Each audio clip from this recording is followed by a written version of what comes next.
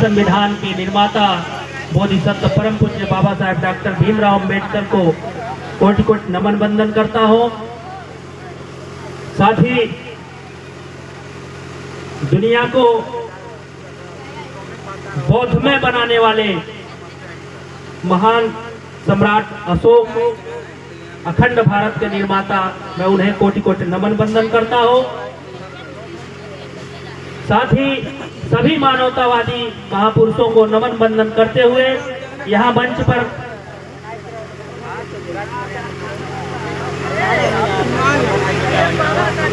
Electrician महोदय, काम करिए, खाना जहाँ बन रहा है वहाँ पे जाके लाइट की व्यवस्था कर दीजिए।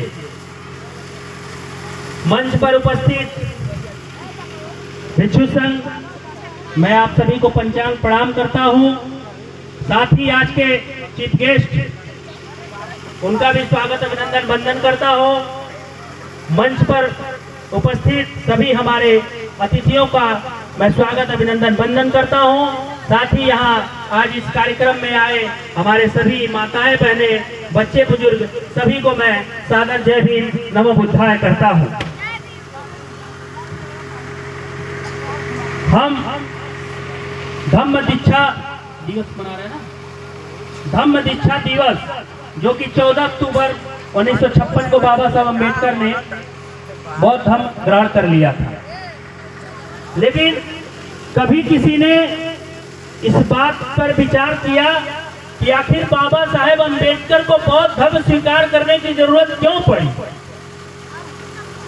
आप लोग स्वयं विचार करिए कि बाबा साहेब अम्बेडकर को बौद्ध धर्म स्वीकार करने की जरूरत क्यों पड़ी। तो आज मैं इसी पर चर्चा करूंगा। बाबा साहब अम्बेडकर के जीवन के एक आध दो घटनाओं पे मैं चर्चा करके अपनी बातों को समाप्त करूंगा। बाबा साहब अम्बेडकर के बारे में तो बहुत सारी चीजें आप लोग जानते हैं कि कितना संघर्ष और कितना प्रताड़ना झेलते हुए बाबा साहब अम्बेडकर उच्च शिक्षा ग्रहण की। साहू जी महाराज के मदद से बाबा साहब अम्बेडकर को स्कॉलरशिप प्राप्त हुआ। स्कॉलरशिप पा करके बाबा साहब अम्बेडकर विदेशों में उच्च शिक्षा ग्रहण करके वे आए, तो उन्होंने सोचा कि साहू जी महाराज की कंपनी में हम सहयोग करें, अपना मतलब अपने उनके कार्यों को करें, मतलब उनका जो एहसान था वो चुकता करने के लिए बाबा साहब अम्बेडकर सोचे कि उनकी कंपनी में मैं काम करूं। बाबा साहब अम्बेडकर को लगता था कि हमारे समाज के साथ भेदभाव जो किया जाता है, हमारे समाज के साथ जो छुआछूत भेदभाव, उनके साथ गलत दुर्व्यवहार किया जाता है, कहीं ना कहीं हमारे समाज के लोग अच्छे कपड़ा नहीं पहनते हैं, गंदे जगह पे रहते हैं, पढ़ते लिखते नहीं है, इस वजह से शायद हमारे समाज के साथ इस तरह के भेदभाव किए जाते होंगे। जब बाबा साहब अम्बेडकर साहू जी महाराज के पास गए तो साहू जी महाराज अपनी कंपनी में सबसे बड़े पद पे उन्हें रखा। बाबा साहब अम्बेडकर को सबसे बड़े पद पर उनको रखा। जब बाबा साहब अम्बेडकर पहला दिन ड्यूटी करने गए, बहुत शार्ट में मैं बात कर रहा हूं क्योंकि समय का अभाव है, हमारे बीच गायक भी आए हुए हैं, उनको भी आप लोगों को सुनना है, इसलिए बड़ा तेजी से मैं अपनी बात रख रहा हूं। तो बाबा साहब अम्बेडकर जब पहले दिन ड्यूटी करने गए तो वहां पर जब चपरासी से फाइल मांगा गया तो चपरासी जो है फेंक करके फाइल दिया। पानी पीने गए तो पानी खींच लिया गया, पानी नहीं पीने दिया गया।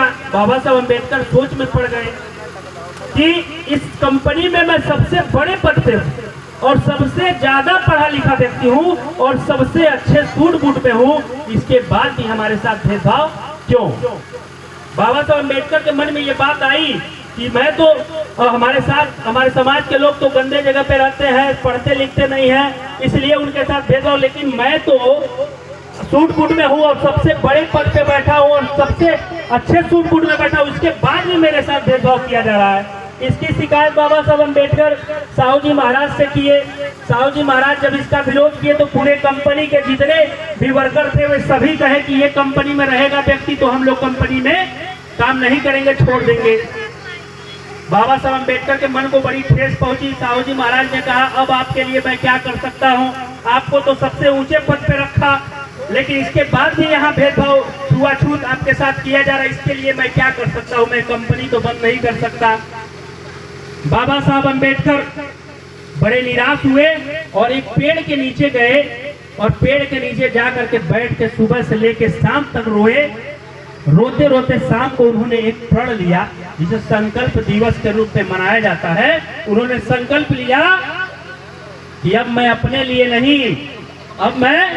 लिए नहीं बल्कि इस समाज के लिए जीऊंगा और इस समाज के लिए संघर्ष करूंगा। और बाबा साहब ने कहा कि आज भले ही मेरे साथ कितना भी भेदभाव छुआछूत कर लो, आज मेरे साथ मुझे जितना भी प्रताड़ित कर लो, लेकिन एक समय ऐसा आएगा कि मैं अपने समाज को मान सम्मान स्वाभिमान से जीने का अवसर दूंगा। और बाबा साहब अम्बेडकर ये संकल्प लिया और बाबा साहब अम्बेडकर ने हमें संविधान बना करके हमें मान सम्मान स्वाभिमान से जीने का अवसर दिया।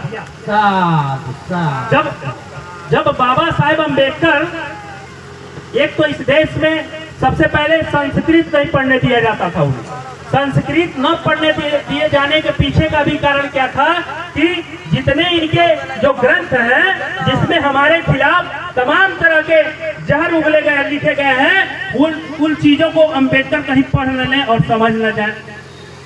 बाबा साहब अम्बेडकर इस अपने जीवन में इस देश के जितने धर्म ग्रंथ थे सभी धर्म ग्रंथों को पढ़ा और बाबा साहब अम्बेडकर को समझ में आया कि ये हमारे पहनावे ओढ़ने से कोई फर्क नहीं पड़ता, हमारे पढ़ लेने से कोई फर्क नहीं पड़ता, हम कितना भी बड़े पद पे बैठ जाएं, हम कितना भी धनवान हो जाएं, हम कितना भी बलवान हो जाएं, लेकिन जब इस धर्म में ही लिखा गया है कि तुम शूद्र हो, तुम नीच हो, तो हम कुछ भी कर लें, हम ऊंचा नहीं बन सकते। आज देश के सर्वोच्च पद पर एक राष्ट्रपति बैठी हुई हैं जो दलित समाज से आती हैं। देश के सर्वोच्च पद पर सुप्रीम कोर्ट के सीजीआई BR गवई बैठे हुए हैं, लेकिन उनके ऊपर अभी हाल ही में जूता फेंका गया।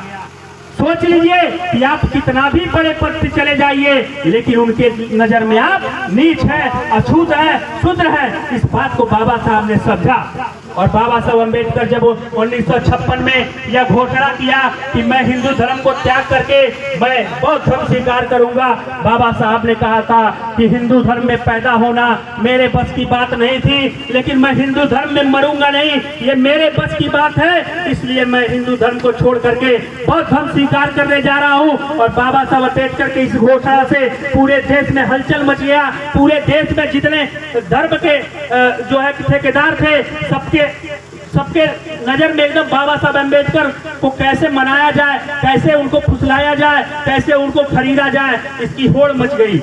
बाबा साहब अम्बेडकर के पास ईसाई धर्म के लोग पहुंचे, इस बाबा साहब अम्बेडकर के पास इस्लाम धर्म के लोग पहुंचे, बाबा साहब अम्बेडकर के पास यहूदी धर्म के लोग पहुंचे, बाबा साहब अम्बेडकर के पास तमाम धर्मों के लोग पहुंचे और जाकर के बाबा साहब अम्बेडकर से कहा कि हैदराबाद के एक निजाम हुआ करते थे, उन्होंने कहा कि मैं हजारों करोड़ रुपया आपको दे रहा हूं और मैं एक राज्य बना करके आपको दे रहा हूं, आप इस्लाम धर्म स्वीकार कर लीजिए। तमाम ईसाइयत के लोग गए, उन्होंने कहा मैं हजारों करोड़ रुपया दे रहा हूं, आप मेरे ईसाई धर्म को में आ जाइए। आप कुछ गए तो कहे कि मैं हजारों करोड़ रुपया दे रहा हूं, आप यहूदी धर्म में आ जाइए। लेकिन बाबा साहब ने कहा कि ये मेरा समाज भेड़ बकरी नहीं है, ये मेरा समाज भेड़ बकरी नहीं है जो आप इनकी कीमत लगाने चले आए हो। मैं अपने समाज को एक ऐसा धर्म दूंगा कि जिस धर्म के सहारे हमारा समाज मान सम्मान स्वाभिमान से जीवन जिएगा, और वो था बौद्ध धर्म। और हमारा समाज आज भी उन अंधविश्वास पाखंड में पड़ा हुआ है, उस अंधविश्वास पाखंड में पड़ के अपने बच्चों के भविष्य को बर्बाद कर रहा है, अपने भविष्य को बर्बाद कर रहा है, तमाम रुपया पैसा बर्बाद कर रहा है। लेकिन बाबा साहब के उस समय जो बाबा साहब अम्बेडकर ने संकल्प लिया था, उस संकल्प को भूल गया है ये समाज। मैं आप लोगों से कहना चाहता हूँ कि आप लोग अगर मान सम्मान स्वाभिमान से जीना चाहते हैं तो बुद्ध के मार्ग पे चलिए, बाबा साहब अम्बेडकर के बचाए हुए रास्ते पे चलिए, इस अंधविश्वास ढोंग पाखंड से दूर हो जाइए। आप लोगों के घर में पैसा बचना शुरू हो जाएगा, आपका बच्चा अच्छा स्कूल में पढ़ना शुरू हो जाएगा।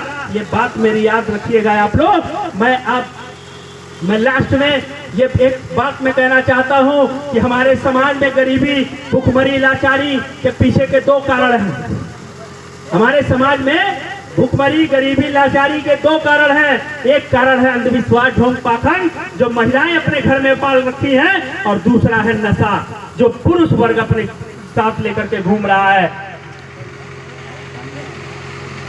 तो बोर तो नहीं ना हो रहा है आप लोग?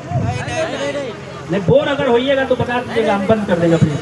तो सबसे पहले ये दोनों चीजें अपने जीवन से खत्म करना होगा। ये दोनों चीजें अपने जीवन से खत्म करना होगा।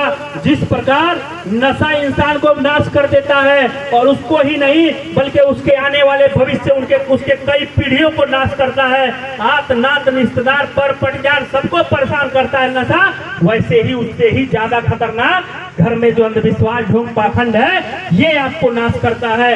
एक पुरुष और एक महिला में अंतर मैं बता दूं, एक पुरुष अगर महिला की अपेक्षा में एक पुरुष बहुत बेहतर होता है, क्योंकि अगर एक पुरुष नशा करता है, दारू पीता है, तो वो कभी नहीं चाहेगा कि हमारा बच्चा दारू पिए, हमारा बच्चा नशा करे। लेकिन एक महिला अंधविश्वास पाखंड में पड़ी हुई है, ढोंगी है, दिन रात पूजा पाठ में लगी रहती है, वो कभी नहीं चाहेगी कि मेरा बच्चा पूजा पाठ न करे, ढोंग पाखंड में न जाए। ये महिलाओं के अंदर है। वो जाएंगी तो अपने तो अगरबत्ती पकड़ेंगी, उनको भी पकड़ा देंगी। लेकिन कभी एक पिता दारू पीता है तो अपने पुत्र को दारू नहीं देता है। इन दोनों चीजों को अपने जीवन से खत्म करना होगा। इस खत्म करने के लिए हम आप दोनों लोगों को एक रास्ता बताएंगे, उस रास्ते को अपनाइएगा।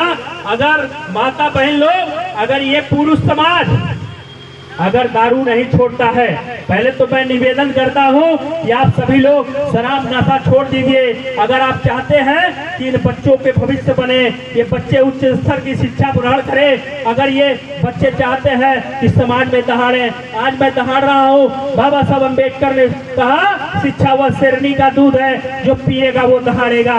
अगर आप भी चाहते हैं कि आपके बच्चे, आपके ये नन्हे मुन्ने बच्चे मेरे तरह इस मंच पे खड़ा होकर के दहाड़े, दीवानी न्यायालय महाराजगंज में न्यायाधीश के समक्ष खड़ा होकर के दहाड़े, तो आप अपने बच्चों के लिए, अपने बच्चों के भविष्य के लिए नशे को त्याग दीजिए। और दूसरी तरफ आप माताओं बहनों से मैं कहना चाहता हूं कि अगर आप चाहती हैं कि आपका बच्चा पढ़ लिख करके एसपी कमिश्नर डीएम बने, तो आप भी इस अंधविश्वास ढोंग पाखंड को त्याग दीजिए। और अब मैं आप दोनों लोगों को एक सलाह देना चाहता हूं कि आप,